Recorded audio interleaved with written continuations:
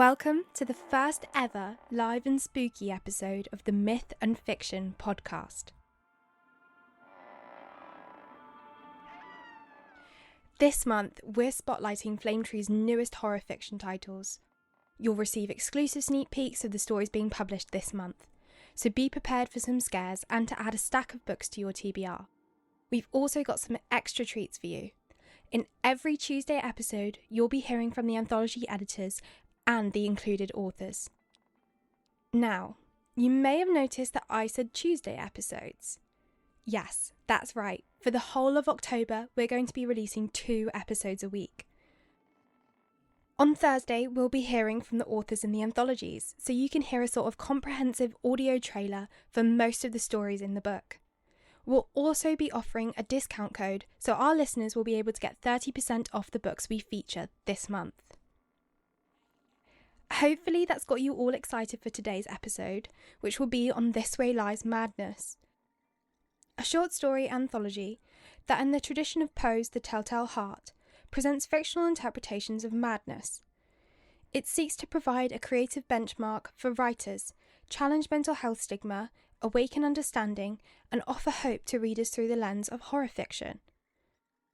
In this episode, you'll hear from the anthology editors and get to listen to 2 short stories with a special note from their authors. I'll pass you on now to the co-editors of this anthology, Lee Murray and Dave Jeffrey, as they know the content and the concept of the collection far better than me.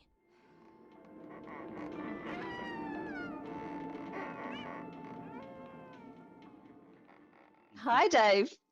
Hi, It's lovely to see you and to be here to talk to readers and listeners about This Way Lies Madness, a forthcoming anthology on madness and horror from Flametree Press. And pleasure to have worked with you on this project, Dave. Why don't you tell everybody about yourself? Oh, okay. Well, it's been an absolute joy working with you too.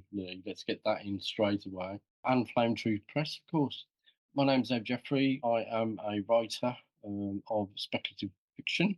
It's how I came to this project is based on, first of all, my experiences of writing, but also my experience of working in the NHS, National Health Service in the UK, where I was a mental health practitioner for about 35 years before I retired to write full time. So that's me. So over to you, Lee. Thanks, Dave.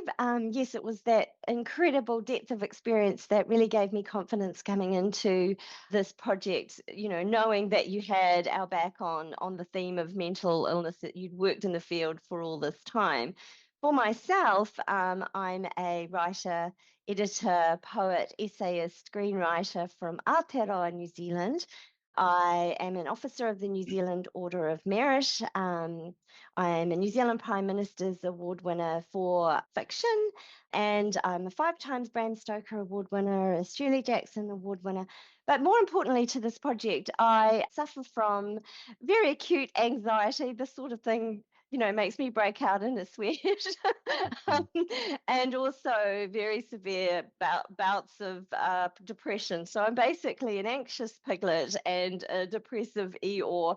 So and I think that the real value of This Way Lies Madness was to be able to show mental illness in horror, but in a way that resonates for people who suffer from these things and doesn't feel like we're demonizing those people, that just because we have mental illness does not mean that we are necessarily the bad guys.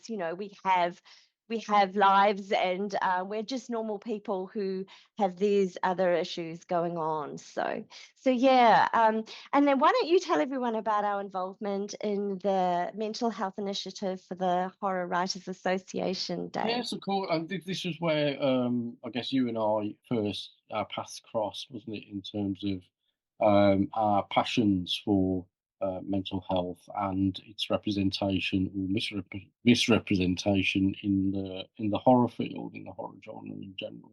We both were co-chairs of the Horror Writers Association's Wellness Committee, and part of that was about developing a mental health initiative which looked at more often than not, looked at how to empower writers first and foremost, and also how you reduce the stigma of mental illness within horror writing. And during the course of our discussions, and I guess several kind of events came out of that that included panels at StokerCon and ChillerCon and the British Fantasy Society's convention as well, where we, I guess, reached out to readers and other horror creatives, literary creatives, to kind of get a feel for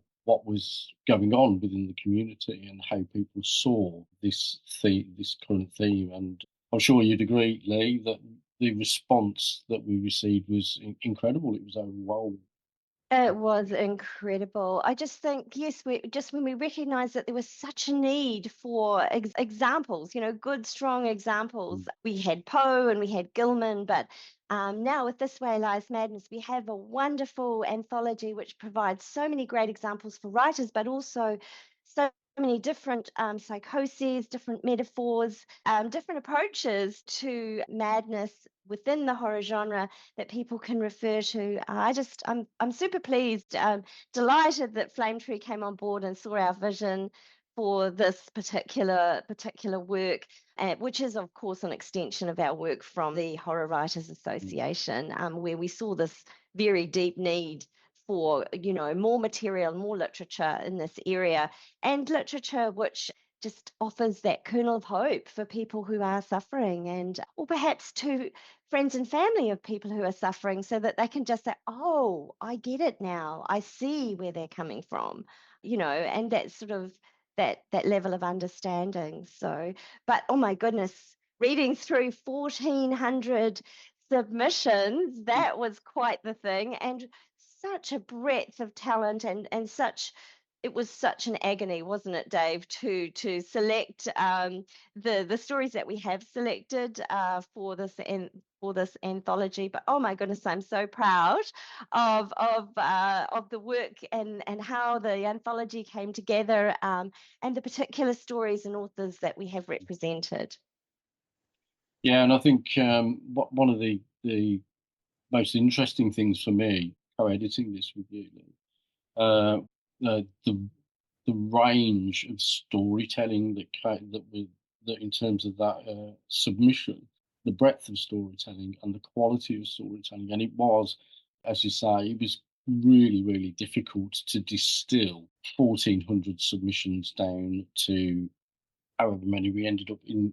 I think this would be an appropriate time to the book itself, but it was just incredible. And I think one of the unique points, as well as like being able to collate a collection of stories and poems that, I guess, for this particular project, it was very much about reducing stigma and demonstrating how, if we put a collective will to a project like this, we can show horror can be highly effective and still talk about mental illness without stigmatizing it. And I think one of the unique points of the book, as we said from the outset, was that concept of each author and poet has been able to talk about how their story came to be in a vignette that follows each story. So you do get a unique perspective on each individual story. Those were so telling, weren't they? The lived experience of each author, the inspiration for their stories really gives some context to those stories, and provides a greater depth for us to understand, where those stories came from. And basically, they've come from the heart. They've been all the viscera of our writers. And it's lovely that we've got such a breadth of writers. We've got writers from all over the world, merging writers up again, up alongside some absolute icons in the horror field, and such a breadth of metaphors. I'm super proud. It's hard to pick one story because I love them all. They're all my favorite. This is my favorite. And then the next time I read through the anthology, oh no, this one's there's no way that I can pick out one particular story or poem. so really, I think I would like to invite readers in and, and listen to our authors explain their inspiration and tell us a little bit about their stories. And then I think in this recording, we're actually going to hear some stories in their entirety, which is super exciting. And also thanks to Greg Chapman for his gorgeous artwork, which really sets the stage for the anthology. It's absolutely stunning interior artwork, and I hope everyone will go and take a look at that. There is a recording where I get to talk with Greg and get some insights into his process and how the piece of work came to be on the anthology. So I hope readers will listen into that too. But anyway, I guess with no further ado, firstly, thank you, Dave, for being part of this project. It's been an absolute pleasure to work with you. Thanks to Flametree, and I guess we'll just hand it over to the team and for readers to get some insight into This Way Lies Madness.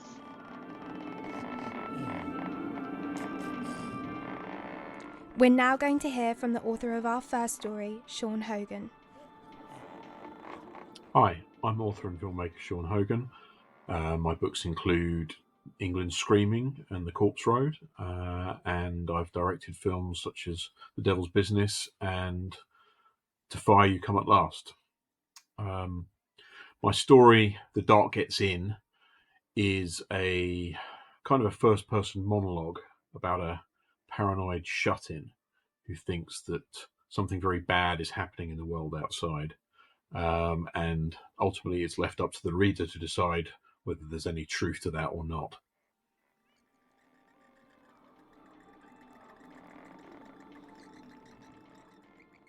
The Dark Gets In by Sean Hogan, narrated by Nathan Chatelier, from This Way Lies Madness. Come in, quickly, someone might hear. God, I'm so glad to see you. No, really, I am. I was beginning to think... Oh, be careful where you step. I'm sorry it's so bloody dark in here, but I have to keep the curtains closed and I don't dare run the electricity. I threw out all my electrical devices because... well, you just never know, do you? Oh, here, let me light a candle. That's better. Now I can see your face properly. See that it's really you. It is you, isn't it? Of course it is. Did anyone see you walk into the house? Are you quite sure? You have to be so careful these days. I got a notice slipped under my door the other morning. I didn't see who put it there, but it said no one was allowed to leave their home under threat of the strictest penalty. Well, I don't know exactly what that penalty might be, but I can imagine. Can't you? At first I thought it might be a hoax, but it was on headed paper. Something official, governmental, I'm sure. At least, I think it was. Well, the heading was blurred as though it had been smudged in the printing. Or perhaps deliberately. Anyway, I couldn't read it properly, but I'm certain it said Ministry of, well, something. Who even knows anymore? They seem to make up new government departments all the time, as and when it suits them, so, you know, you were taking a risk coming here. They're probably watching the streets. Still, you know what I think? When times are hard, and I think we can both agree that these are hard times, don't you? We will have to stick together. And I say this as someone who, as a rule, treats other people with the suspicion they generally deserve. I mean, you can't really trust anyone these days, can you? You just don't know what they're thinking, or plotting, or where their allegiances lie, politically or religiously or ideologically. You can't take these things at face value anymore. And so, before you know it, you're a pariah, or worse, hounded online, mocked and shunned in your everyday life. Simply for the crime of being your own man. You just know the government is listening to everything you say, watching every move you make. There's no privacy at all, now that we've given up all our hard-won rights. And we'll never see those again. I'm not naive about these things, not one bit. You can't afford to be these days. And look, I've said it all along. My ex-wife... Oh, of course, you knew Maggie, didn't you? Always insisted that I was a crank, a soapbox paranoid. She used to laugh at me, and not in a nice way. Conspiracy theories, she said. She even went so far as to tell me I was full of shit, but just look out that bloody window and tell me I wasn't right. Oh, I still write letters to her, you know. I tell her, Maggie, you must finally admit now that I was correct the whole time about everything. Regardless of how much you mocked me, I was on the money. Of course, I can't post any of them because I don't know where she is. Oh, just so we understand each other, I don't include you in any of this. You've always been my oldest and most trusted friend. Oh, I know we've had our occasional fallings out, but my feelings about you have never changed. I've always known precisely what you're thinking. You know, our beliefs, our core principles have always been entirely in tandem. You know, we've walked through life in lockstep. We're practically attached at the hip. Don't you agree? Like conjoined twins. So, if I confide in you, I know it won't go any further than these four walls. That goes entirely without saying. It's one of the fundamental tenets of our friendship, without which we'd never have made it this far. We do understand each other about this, correct? Well, look, I really need to hear you say it out loud, just to be sure. Okay. Good. Of course, I know I can trust you, but our times being what they are. Yeah? Do you know I haven't eaten in days? I heard the government are meant to be leaving food parcels outside our doors, but I haven't received a crumb. I think someone's been stealing mine. Sorry, I'm getting away with myself. What I really wanted to tell you was this. I went outside earlier, just as it was starting to get light. I know we're not supposed to, that they say it isn't safe, but, well, you can't believe anything the authorities tell you, can you? And I speak as someone who doesn't normally set foot outside if they can absolutely help it. So, when I'm told I mustn't, under any circumstances, leave the house, well, I start to wonder why. I start to wonder what's being kept from me. So, first thing this morning, I crept out. I was very careful about it, believe me. I didn't put my shoes on until I was out the front door in case any of the other tenants heard me. Mind you, I haven't seen or heard a peep out of any of them recently.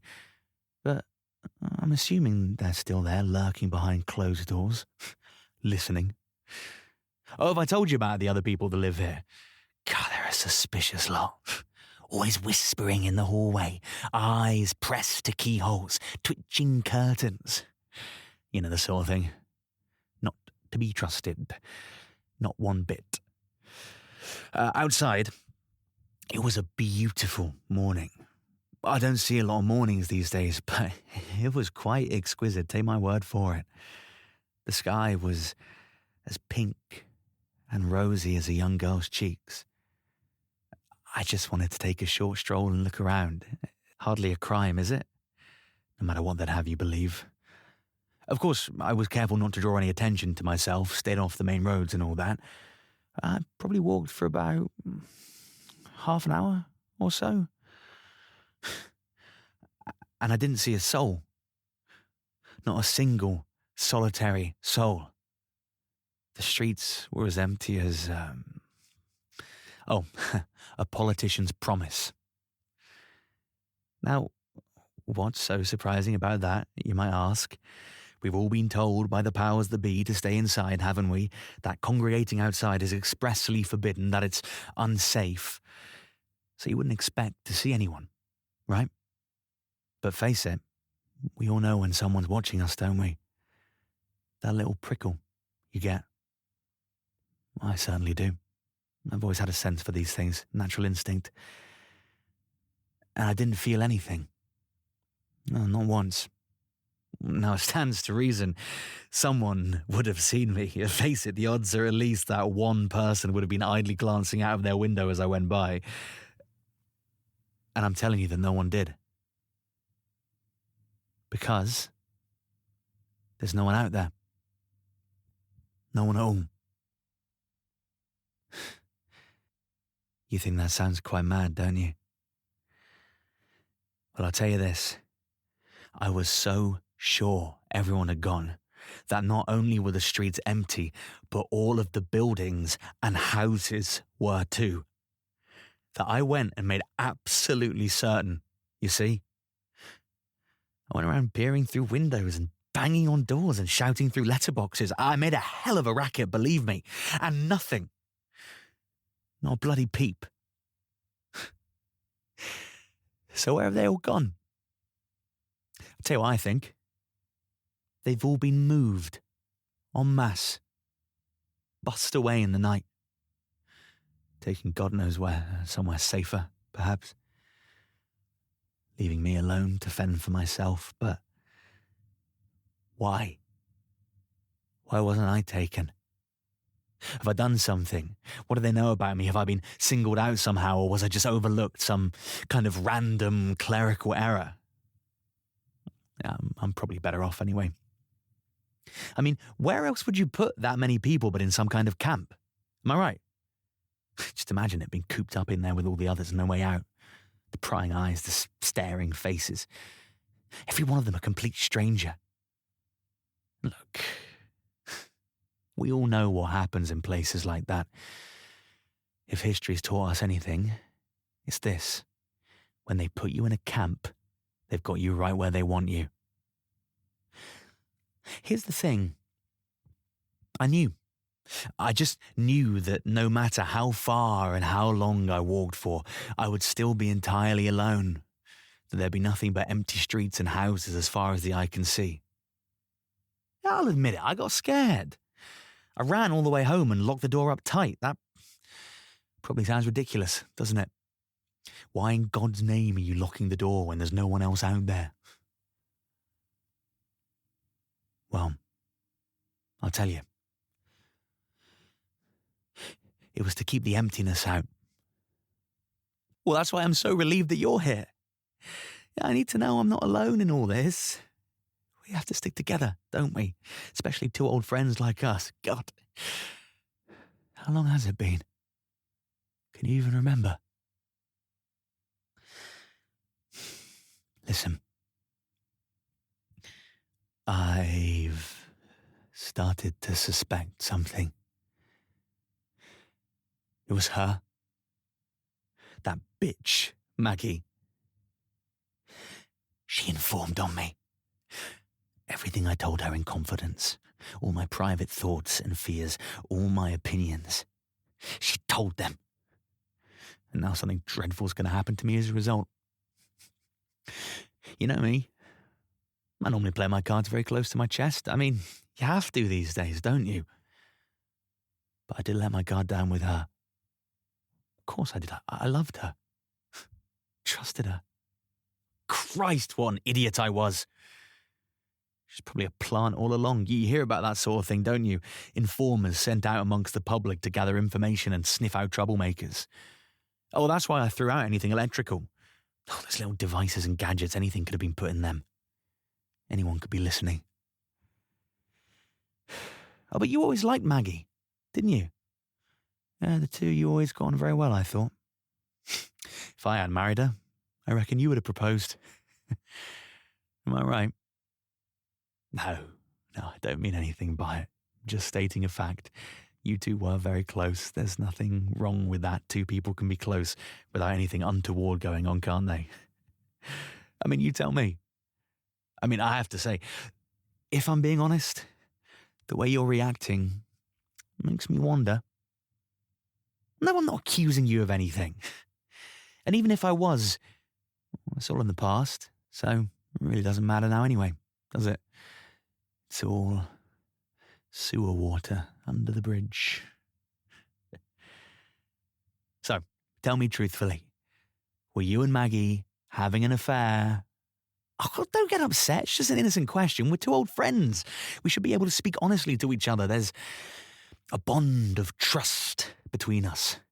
All I want to know is whether you fucked my ex-wife. Oh, and how many times. I don't need to know any more than that. I don't care how she liked it or how you liked it or any of that stuff. I'm not interested in intimate details. You know, what do you think I am? Some kind of pervert? Why is it important? Well, it's important because I need to know whether I can trust you. Because I have to know if Maggie has told them things about me and whether you helped her. You could both be in on this together. Christ, how do I know you're not working for them? Oh, sure, we're old friends, but what does that really mean when it comes down to it? The world is falling down around our ears out there, and it's every man for himself. I went out this morning, and there was nothing. All the buildings were just empty dolls' houses. So where are all the dolls? Are they all dead?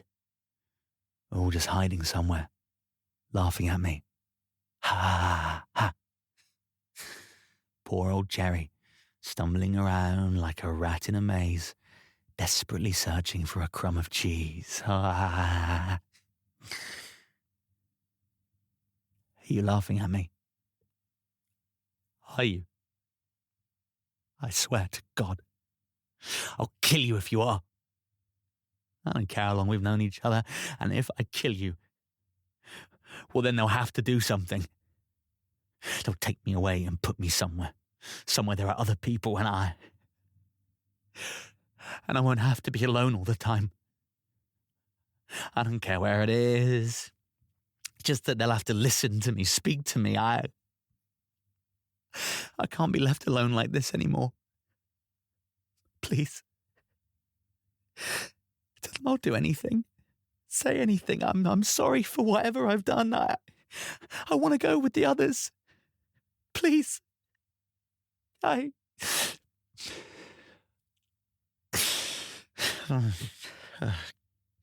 Excuse me. Oh, I'm sorry.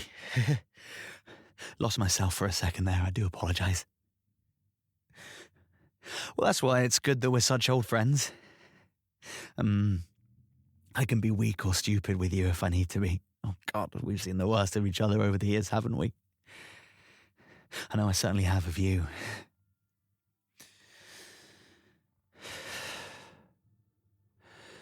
But none of that matters now. Because when things get rough, we have to look out for our nearest and dearest. I know I'll always be looking out for you.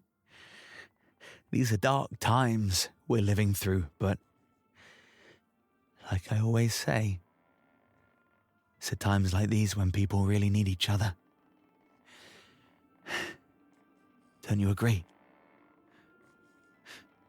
Well, don't you?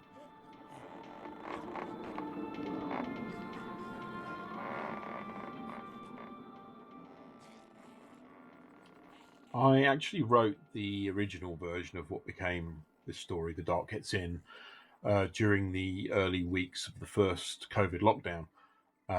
It was initially intended to be a performance piece. I thought that I might end up making a short film of it, recorded over Zoom.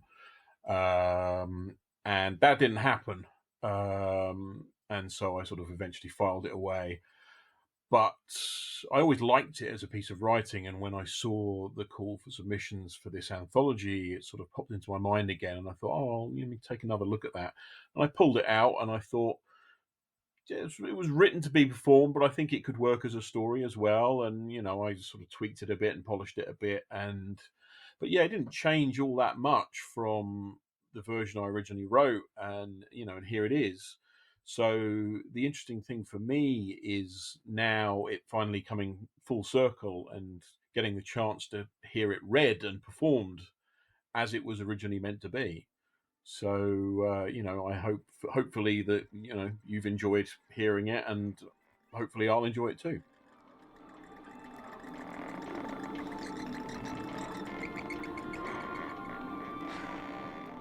Wow, I'm so glad that this story could be heard as well as read. It was just made for audio. I really started to believe that the narrator was speaking to me, and that creeping paranoia, when you're that close to the narrator, you can almost see it as being rational. A big round of applause to Sean Hogan and our wonderful narrator, Nathan Chatelier. Are you ready for another story from This Way Lies Madness? I know I am. Our next story is A Note for William Cowper by Sara Larner. I'll let the author introduce herself now. Hi, I'm Sara Larner, and today you're going to be listening to my short story, A Note for William Cowper. In this story, a deep-sea miner suffers a vehicle crash, which knocks out and badly injures her mining partner, a woman who also happens to be her lover. Over the course of her 3-day audio log, we get a peep in at her descent into madness, as she decides just how much she loves this woman, just how much she loves her air supply, and what exactly makes an isolated life worth living.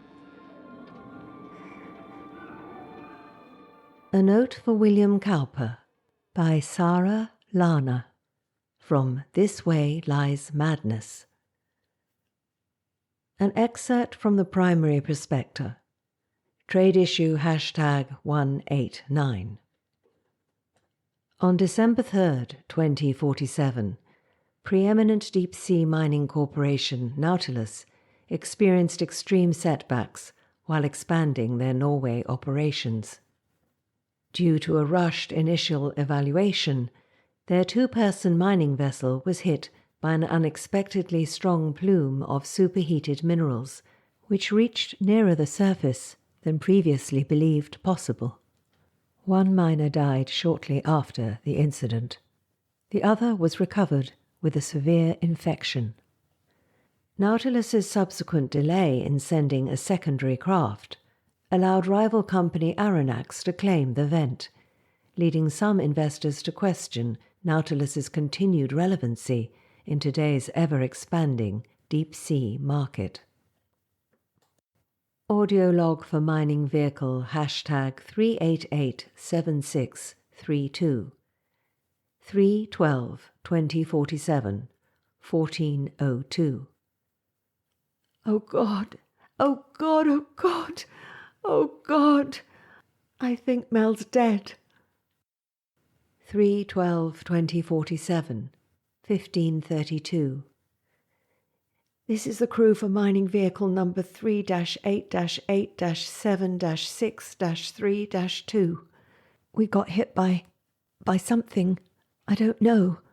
The heat of it fried all the computers and Mel was at the control when it hit, but I've got her heart beating again and I think she'll be okay if you just, please, just send help. 3/12/2047 16:08. The emergency lights have come on. I can see outside the sub. The life down here is incredible. Mel moved a bit earlier, just a twitch, but I think she's doing better. 3/12/2047 16:54. I've pulled together a sort of bed for Mel and collected all the food and fresh water rations. We have enough for both of us to survive down here for 5 full days, though we'll be pretty close to dead when help comes. Not sure how I'll feed her if she remains unconscious. It must have been the plume from the vent. There's nothing else down here we could hit. I wonder. It must have been something in the lithosphere. It shouldn't have reached that high, but if there was a disturbance, it'd be really great to be able to reach Base Hub on the comms. Well, it'd be really great to not be trapped in a submarine at the bottom of the ocean. It'd be really great to have medical training. They should have given us more medical training. 3/12/2047 18:07. Mel twitched again. 3/12/2047 18:29. I think the camera outside the sub is almost certainly broken, so I've decided to catalogue the deep-sea fauna on my own. Earlier there was an eel of some sort, pale white, maybe 4 feet long and as thick as 3 fingers, so 2 inches thick. I didn't see its face, just the streak of it. Mostly all I see is this black, with little specks of white eddying about. Could almost be snow on a dark night, if it weren't for the eel. 3/12/2047, 1843. I might die down here. I might die down here with Mel. We'll use up our oxygen in 2 days. She's breathing less than me, probably, being unconscious, while I'm struggling to keep my heart rate below cardiac arrest levels. If she... 3/12/2047, 1922. Mel wasn't the first girl I loved, but she was the first girl I knew I loved while I loved her. I think that's important. They send us down in same-sex pairs, as though that would stop this sort of thing from happening, but that's... love. Stop love from happening, not horrific disaster. Obviously, we didn't crash because I'm just saying I loved her, and I want there to be a record of the fact that I loved her, and she never actually said it, but she loved me too. I'm not just making that up. We were... There should be a record. 3/12/2047, 2001. I saw something red. I think it was a squid, but it's hard to say. It didn't look like it had scales. It wasn't eel-shaped. 3/12/2047, 23:22. All the lights inside the sub went out. You should know. I have the light from the camera outside, and that reflects in a bit, but it's pointed away. All I have is darkness in here. If I was smarter, I'd write poetry. I used to when I was a kid, but even then I was terrified of improv. I needed so much time to obsess over every terrible line. I'd write it out and mark the stresses like they teach you, and feel like I was part of something bigger than myself. Then life happened. I was never a part of anything. The grand tradition of literary success has nothing to do with me. I was like a sports fan, dressed up in the jersey and maybe even holding a football or some shit, jumping up and down thinking I was winning the World Series because the guys I loved did good. But if I was smarter, I'd compose something on the spot, without paper or anything. I have time. I have imminent death. Oh, outside. I saw something. 4/12/2047, 2:01. I don't know why I lied earlier. I said the life down here is wonderful. I hadn't seen anything at that point. I don't know why I lied. 4/12/2047, 3:38. When I first met Mel, I was hideous, sweating and gross from the pit. That's actually kind of hilarious. You know, the pit is what we call the hold where we train for close quarters confinement in the event of a crash or an emergency. Funny. Anyway, I was disgusting, and she was beautiful. She was walking towards me, and I wanted to sink into the wall to hide or run or just be clean. And she's walking towards me, and then she's passed. She didn't even stop, didn't glance my way or wrinkle her nose. We talked about it later. She thinks the first time she saw me was when we were paired up, 2.5 years ago. 4/12/2047, 12:09. Fuck! Stupid idea. Stupid idea. 4/12/2047, 12:23. I found the med kit and took 4 of what I thought were sleeping pills. Maybe they were sleeping pills. Fuck! I passed out. But I also must have walked or something because, long story short, I've got this gash in my leg and it's not going to kill me, but fuck! 4/12/2047, 13:53. Might as well know. I've been down here 12 hours. You might as well know. I smothered Mel with the shock blanket when I realised she was breathing my air. I wouldn't have been able to feed her anyway. She was probably brain dead. When we hit the plume, it was with our front end. The front half of the sub actually went into the plume. That's around 700 degrees Fahrenheit. Not sure how hot the metal got exactly, but she was touching it, and her palms got burnt to hell. She screamed and jumped back, then the sub lurched. She was flung up against the front window, hit her head, broken arm. Even as we were falling, I pulled her off the console, but she didn't have a pulse. That's when I left the first message, made the first log.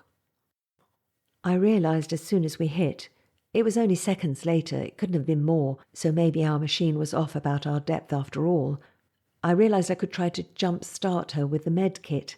We have it in case of drowning, which is funny because down here you wouldn't drown. You'd be crushed, and there's no coming back from that.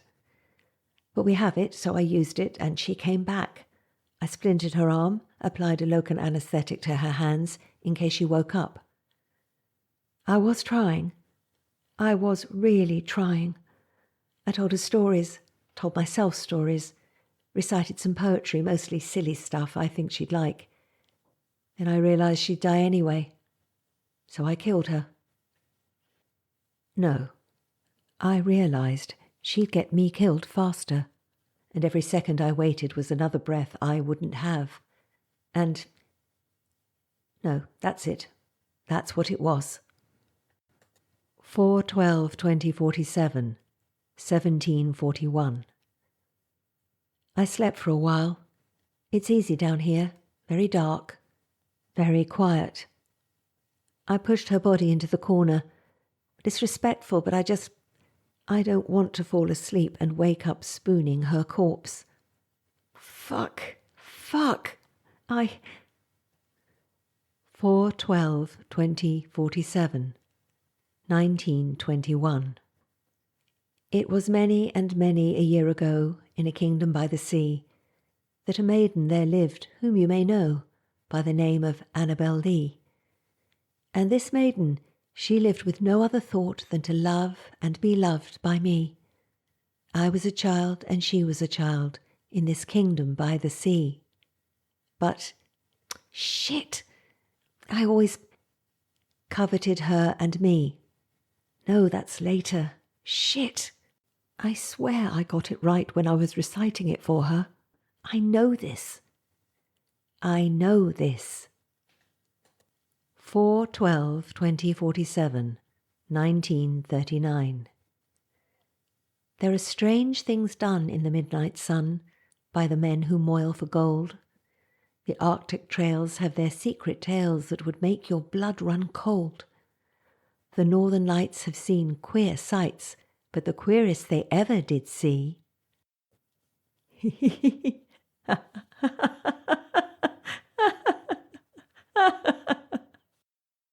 4/12/2047, 1958. Was that night on the marge of Lake Lebarge I cremated Sam McGee. 4/12/2047, 2001. Get it? And now I'm stuck here with her corpse. And it's about mining. And holy shit, how did I recite that whole damn poem to her and not get it? And every day that quiet clay seemed to heavy and heavier grow, and on I went, though the dogs were spent and the grub was getting low. The trail was bad and I felt half mad, but I swore I would not give in. I'd often sing to the hateful thing, and it hearkened with a grin.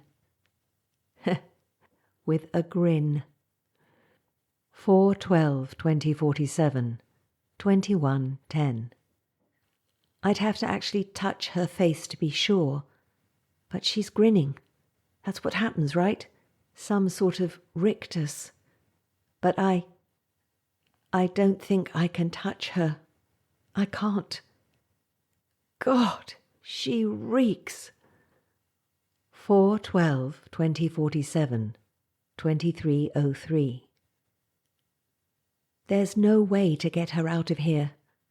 I've really thought through every option and there's just no way. Corpses smell because of the build-up of gases, so I seriously considered cutting her up to let the gases out, prevent build-up. But then they'd just be here. Not like we have ventilation. I wonder if you can die from that, from a corpse's fumes. I wonder if my leg could get infected. I tied up the gash with a strip of my shirt, but it's soaked through, so really I'm just pressing a wet, bloody clump of cloth to an open wound and hoping that'll... 4/12/2047, 23:23. I saw a squid. It was definitely a squid this time. Red and pale white. It came over to the camera light and was kind of, playing with it, darting around it, like how dolphins play with the wakes of boats, or like, I don't know. It was small, maybe a foot long, but clever. I could tell. Anyone could tell. 4/12/2047, 23:50. I took off the strip, and I don't even fucking know what I was thinking. I guess I was trying. I wanted to see how bad the damage is, so I dug my fingers in there, just as far as they could go, and I was screaming, really screaming. Then I realised I can scream as loud as I want and it won't matter because no one's coming. So I pushed harder and screamed louder. And if it wasn't infected before, it sure as hell is now. 5/12/2047, 1:04. Day 3. Day 3 of being down here. Not a full 48 hours, but still the third day. 5/12/2047, 1:09. I'll kill myself before I run out of air. 5/12/2047, 1:39. Merrily did we drop below the kirk, below the hill, below the lighthouse top. The ship was cheered, the harbour cleared. 5/12/2047, 2:13.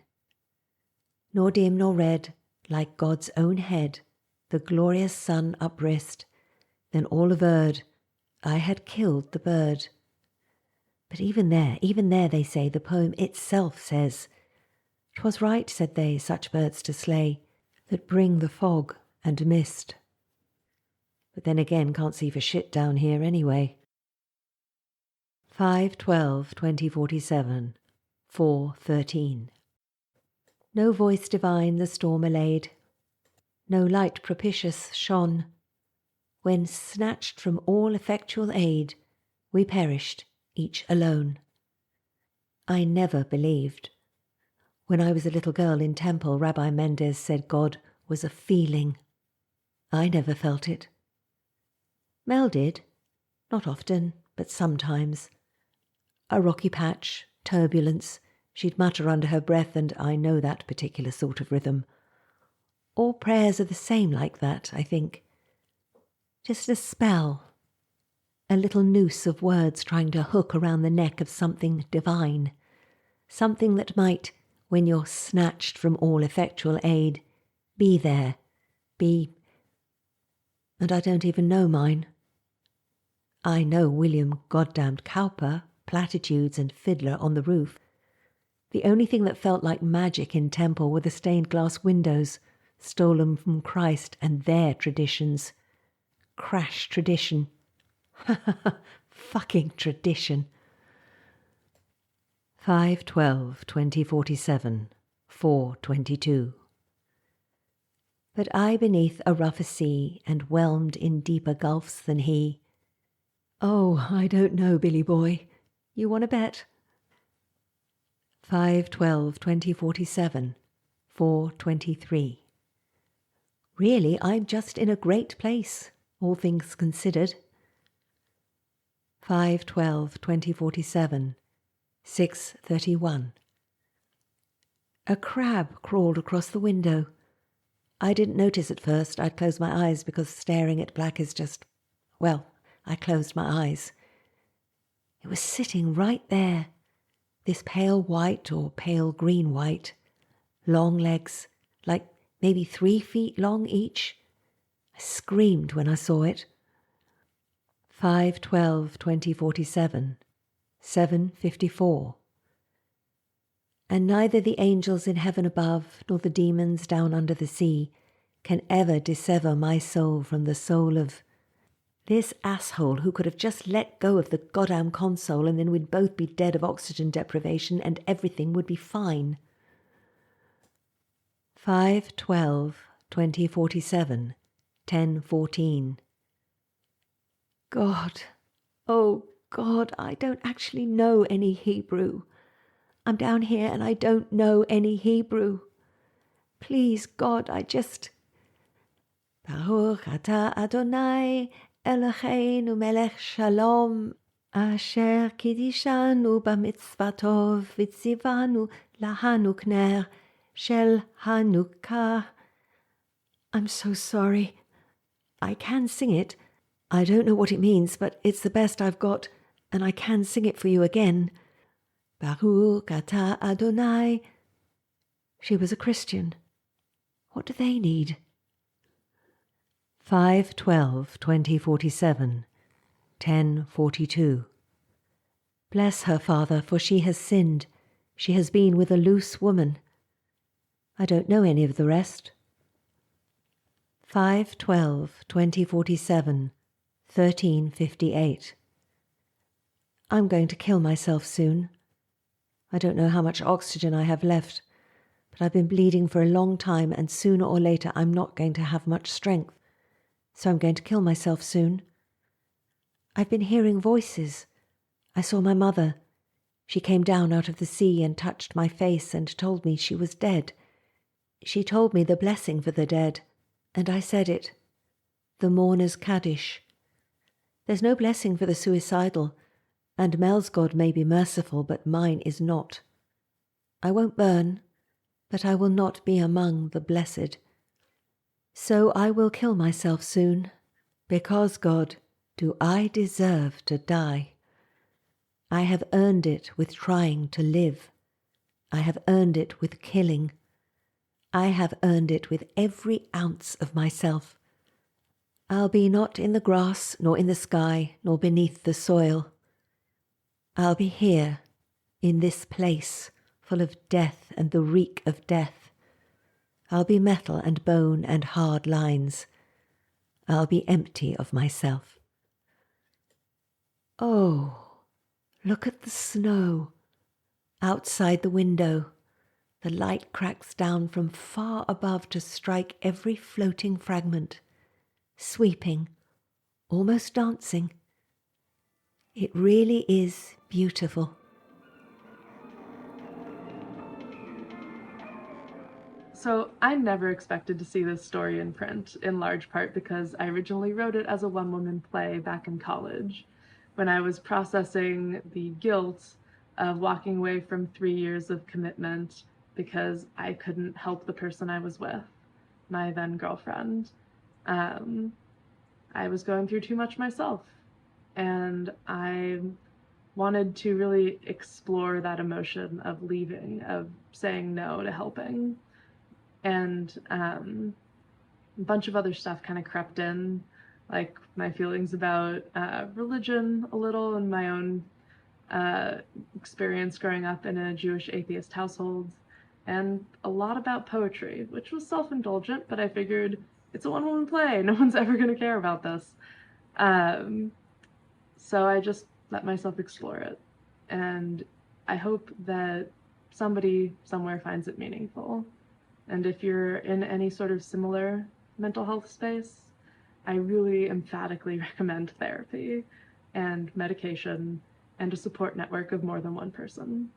But in addition to those things, I think poetry can also be a rather unique balm because it offers understanding without even the possibility of judgment.